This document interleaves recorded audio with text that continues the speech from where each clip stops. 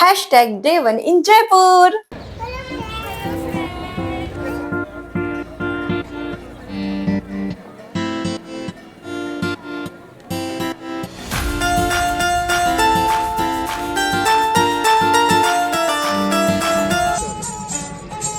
नमस्ते, मेरे चैनल में आप सबका बहुत बहुत एक बार फिर से स्वागत है।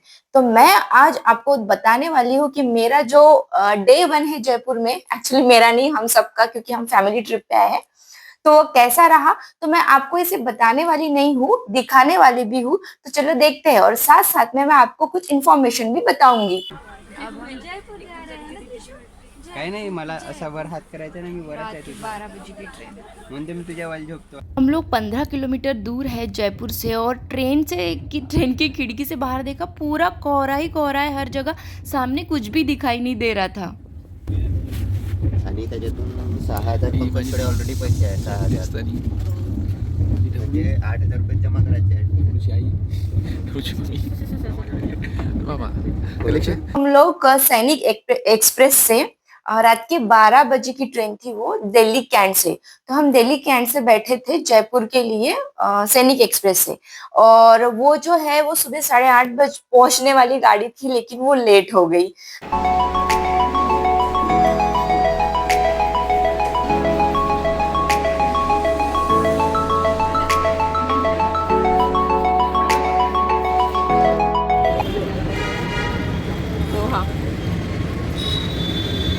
कैसा है पोहा? Not good.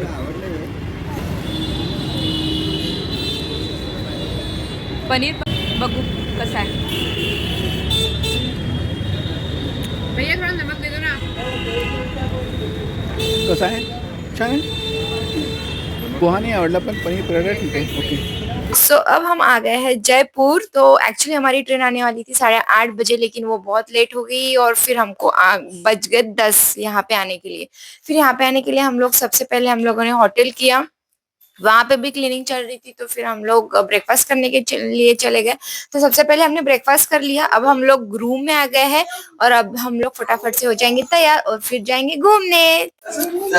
हम ही चल तो आज हमने घूमने के लिए यहाँ पे एक जो है कैब बुक की है। तो उसका कॉस्ट जो है हमें 2,000 रुपये ऐसा आया है। मतलब ऐसा उसने बताया कि 2,000 रुपये लगेंगे आपको एक दिन घूमने के लिए, और मैं सारे स्पॉट कवर कर दूंगा, ऐसा भी वो ड्राइवर ने कहा था। लेकिन एक दिन में सारे स्पॉट जो है कवर नहीं हो सकते, ये हमें ऑलरेडी पता था। अब वो यही पे हमारी जो है वो गलती हुई कि जैसे ही हम रेलवे स्टेशन से बाहर निकले, तो हमें वहां पे वो टैक्सी ड्राइवर मिल गया। फिर उसने पूछा, और फिर हमने वहीं पे उसको फिक्स कर दिया। तो और फिर जब हम लोग होटल चले आए, तो हमको पता चला कि अरे होटल वाले की जो कैब है वो तो उससे भी कम में है। मतलब वो 1650 में जो है वो एक दिन के लिए कैब दे रहा था। तो अगर आप कहीं घूमने जा रहे हैं, तो आप ये गलती मत कीजिएगा कि जैसे ही बाहर निकलते हैं तो आपको कोई टैक्सी ड्राइवर मिलता है या फिर कोई भी मिलता है, तो एकदम से बुकिंग मत कीजिए। आप उनसे पहले बातचीत कर लीजिए, पहले प्राइस पूछ लीजिए, और उनका नंबर भी ले लीजिए, ताकि वो नंबर अगर आपको लगता है कन्वीनियंट, तो आप बाद में उनसे कांटेक्ट कर सकते हैं। और फिर होटल जाके होटल वाली से भी कन्वर्सेशन कीजिए, उससे भी इंक्वायरी कीजिए, और उससे इंक्वायरी करने के बाद जो आपको लगता है कि हमें हमारे बजट में आ रहा है, तो उसको आप जो है वो फिक्स कीजिए। तो हमें तो 2,000 महंगा पड़ा था, लेकिन अब क्या कर सकते हैं कि हमने ऑलरेडी फिक्स कर दिया था, तो हमें उसके साथ जाना ही पड़ा। अच्छा, वो लोग और एक बात बोलते हैं कि हम पार्किंग में, हमारी जो पार्किंग है तो इसी फीस में इंक्लूड है, लेकिन वहां पे ऐसी कोई पार्किंग नहीं होती जहाँ पे उनको पैसे देने पड़ते हैं। तो प्लीज आप ये बात जरूर ध्यान में रखिएगा। अब जो है हम लोग तैयार होके जा रहे हैं घूमने के लिए। हम लोग सब तैयार हो गए हैं, अब निकल गए हैं।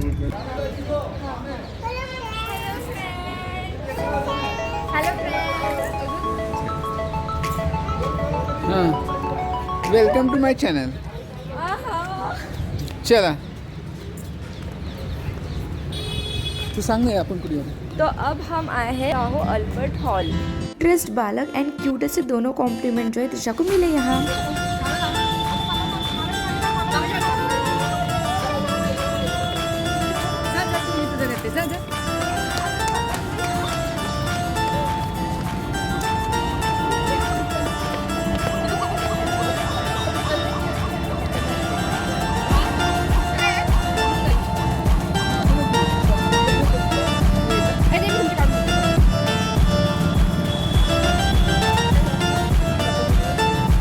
अल्बर्ट हॉल में एंट्री के लिए टिकट लगती है, तो उसकी जो टिकट है शायद 102 रुपए पर पर्सन, इस हिसाब से वहाँ की टिकट है।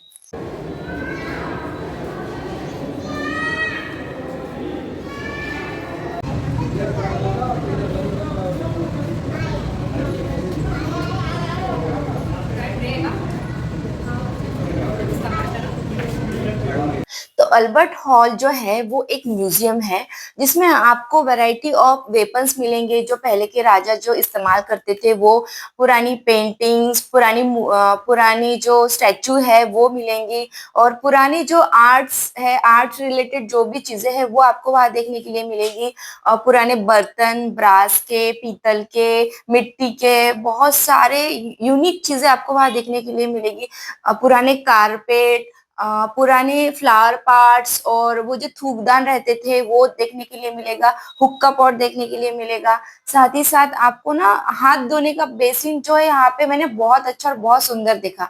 म्यूजिकल इंस्ट्रूमेंट आपको देखने के लिए मिलेंगे। यहाँ पे रथ का मॉडल रखा है, साथ साथ में देवी देवताओं के भी जो कुछ फोटोज है, योगासन के आपको यहाँ पे ये देखने मिलेंगे। योगासन के भी जो आसन है वो भी देखने मिलेंगे, और यहाँ पे और मम्मी भी आपको देखने के लिए मिलेगी। तो ऑलमोस्ट जो है ये म्यूजियम बहुत बड़ा है, आपको ये पूरा म्यूजियम देखते देखते 1 घंटा तो आराम से लगता है। तो मैंने कुछ चीजें यहाँ पे कवर करने की कोशिश की है, तो बस वही आप देख लीजिए एक बार लुक।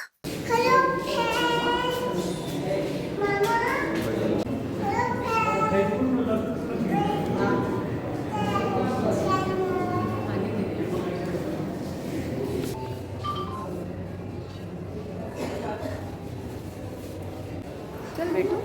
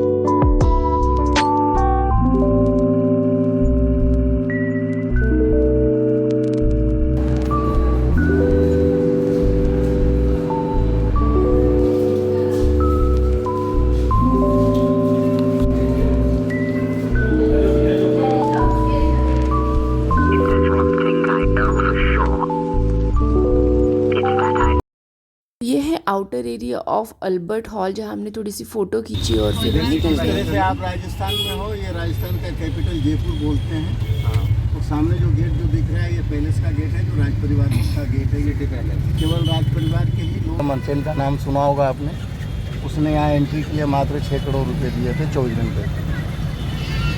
ये रॉयल फैमिली का पर्सनल गेट है, केवल वही आते जाते हैं। तो अल्बर्ट हॉल देखने के बाद हम लोग आ गए थे खाना खाने के लिए, लेकिन त्रिशा ने कर ली थी वहाँ उल्टी, तो मैं वहाँ कोई वीडियो नहीं ले पाई। फिर उसको हम लोगों ने, तो बाकी लोगों ने खाना खा लिया और उसको सिर्फ छाछ पिलाया, और हम निकल गए आगे के हमारे ट्रैवलिंग के लिए। तो देखा होगा आपने, गाइड की जरूरत है, बाकी किसी भी प्लान के गाइड की जरूरत नहीं। यहाँ के सो मेरा और मेरे भाई का जयपुर का ये सेकंड ट्रिप है। तो जब हम लोग फर्स्ट टाइम जयपुर आए थे, तो हम लोग जहाँ घूमने गए थे, जैसे कि हिस्टोरिकल प्लेसेस है और जंतर मंतर हवा में, तो यहाँ पे हमने कोई गाइड नहीं किया था, सिर्फ घूमे, पिक्चर क्लिक्स की एंड नथिंग। तो उसमें क्या होता है कि हमेशा हम ये गलती करते हैं कि हम गाइड नहीं करते, तो उसमें सिर्फ हमारा वक्त गया और कुछ इन्फॉर्मेशन हमें मिली नहीं। तो इसीलिए आप जहाँ कहीं जाते हैं, जहाँ पे हिस्टोरिकल प्लेस है और वहाँ पे गाइड अवेलेबल है, तो हमने जो है वो गाइड कर लेना चाहिए, क्योंकि इससे हमें वहाँ की जगह की जो बहुत सारी इंफॉर्मेशन मिलती है और हम कम टाइम में ज्यादा समय वहाँ पे बिताते हैं और पूरी की पूरी इंफॉर्मेशन तक हमें मिल जाती है।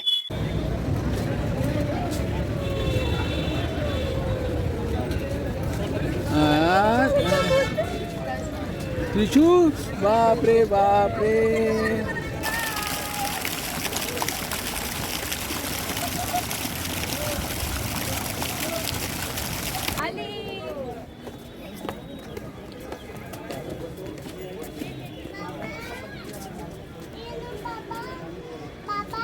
हाँ बेटू येते तो अंबर पैलेस में हम लोगों ने इस बार तो गाइड किया, क्योंकि हम लोग सब साथ में थे और अंबर पैलेस जो है वो ऊपर काफी चढ़ना पड़ता है और फिर उतना ही नीचे उतरना पड़ता है। तो मेरे भाई ने बोला कि नहीं, इंसिस्ट क्या कर लेते हैं इस बार गाइड, तो बहुत सारी इन्फॉर्मेशन भी मिल जाएगी और साथ साथ में वो जो गाइड है उनके पास जीप भी रहती है, तो वो आपको नीचे छोड़ देते हैं, तो वो भी एक आपका टाइम सेव हो जाता है।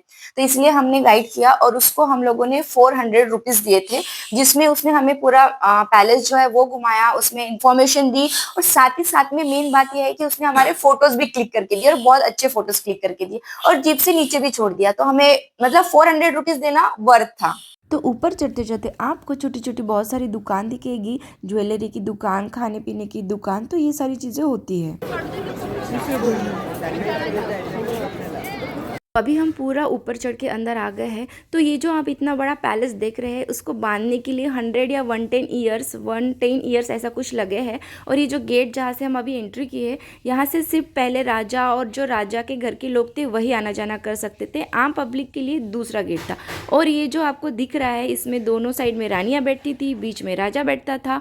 और जो ये ग्राउंड है, ये ग्राउंड में परेड होती थी, ये सब राजा रानी मिलके बैठ के देखते थे। और ऊपर में जो है वो सर्वेंट क्वार्टर्स थे। तो अंबर पैलेस में भी यहाँ पे भी आपको टिकट निकालनी पड़ती है फोर्ट देखने के लिए, और यहाँ पे भी टिकट 102 पर पर्सन इस हिसाब से है।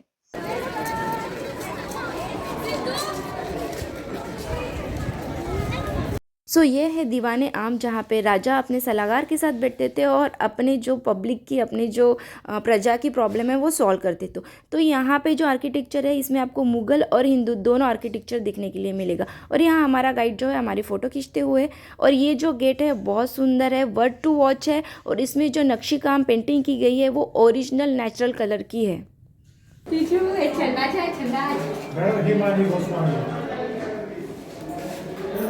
टॉयलेट है भाई, टॉयलेट।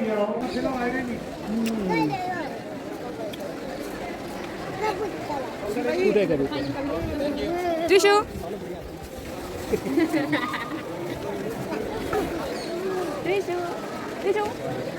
बहुत सुंदर गार्डन है, सुंदर सुंदर गार्डन। चलो, जैसे मैंने आपको पहले ही बताया है कि 3 जनरेशन मिला के ये बना है पैलेस। तो जिस राजा की सिर्फ 2 रानियाँ थी, उन्होंने अपनी रानियों के लिए ये शीश महल बनाया है। और उस टाइम पे उन्होंने ये बेल्जियम से जो है इंपोर्ट किया था ये ग्लास, और उन्होंने अपनी रानियों के लिए ये शीश महल बनाया है। तो ये एरिया है जहाँ पे राजा की जो 12 रानियाँ थी एस्ट्रोलॉजी के हिसाब से, तो उनके लिए रूम्स है, आंगन है। और हर रानी के कमरे में जाने के लिए राजा के पास अलग अलग स्टेप्स है। ये हमें वहाँ पे गाइड ने बताया है। डांस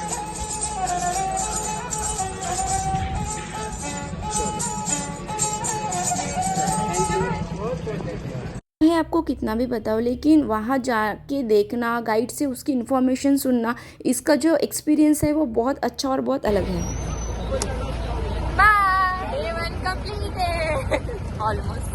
सो अंबर पैलेस देखने के बाद जब गाइड ने हमें नीचे छोड़ा जीप से, तो उसने हमें मीना बाजार लेके गया। तो मीना बाजार में मुझे पहली बार एक नई चीज पता चली कि एक्चुअली मीना बाजार को जो है वो मीना बाजार क्यों कहते हैं। तो पुराने जमाने में ऐसा था कि ये जो कपड़े पे जो प्रिंट करते हैं, जो जयपुर में स्पेशली कपड़े पे जो प्रिंट करते हैं, उसका जो कलर होता है वो नेचुरल होता है और उस पे जो प्रिंट करने का तरीका भी है वो भी एकदम नेचुरल है, वो कलर जो है वो छोड़ता नहीं। तो ये सारे जो काम है ये मीना जमात के जो लोग हैं वो तब किया करते थे, और जो भी आर्ट वाला काम है ये सब वही लोग किया करते थे। इसीलिए उनके इस बाजार को स्पेशली मीना बाजार कहा जाता है, ये मुझे वहां जाके पता चला। और वो मीना बाजार में उन्होंने हमको दिखाया अभी कि किस तरीके से वो कलर्स बनाते हैं वो नेचुरली, और किस तरीके से वो कपड़े पे प्रिंट भी करते हैं। तो ये मेरे लिए एक्चुअली हमारे सबके लिए ये थोड़ी सी नई जानकारी थी जो मुझे बहुत अच्छी लगी, इसलिए मैं ये आपके साथ शेयर कर रही हूँ। ये है जल महल जहाँ हमें जाने के लिए मनाही है, मतलब यहाँ अंदर नहीं जाने देते जल महल में। दूर दूर दूर से ही अच्छा दिख रहा है, दूर से ही देख लो। सो हमने मंगाया है ये वेजिटेबल प्लेटर। तो अगर हमारी इससे पेट भर जाएगा, भूख खत्म हो जाएगी तो हम कुछ नहीं मंगाएंगे, नहीं तो फिर और कुछ मंगाएंगे। तो अब पहले मैं खा लेती हूँ, फिर मैं आपसे बात करूँगी। तो आज तो हम लोगों का आज का पूरा दिन जो है वो कंप्लीट हो गया है। आज कुछ ज्यादा नहीं घूम पाए क्योंकि हम लोग थोड़ा लेट ही आ गए थे। तो बस 3 ही जगह देखी हमने, एक अल्बर्ट हॉल और एक अमर पैलेस और जो है एक जलमहल। अब जलमहल तो पानी में तो जाने नहीं देते, जलमहल में हमने दूर से ही देखा, कुछ फोटो क्लिक की और फिर हम लोग घर आ गए। तो अभी हमारा खाना हो गया है और अब हम लोग है जो जल्दी सोने वाले हैं क्योंकि कल हमको जल्दी जाना है खाटू श्याम के लिए। तो इसीलिए जो है वो सेकंड व्लॉग देखना भी ना भूलना, और हाँ चैनल को सब्सक्राइब कीजिएगा। तो ऐसा था हमारा आज का दिन, चलो बाय।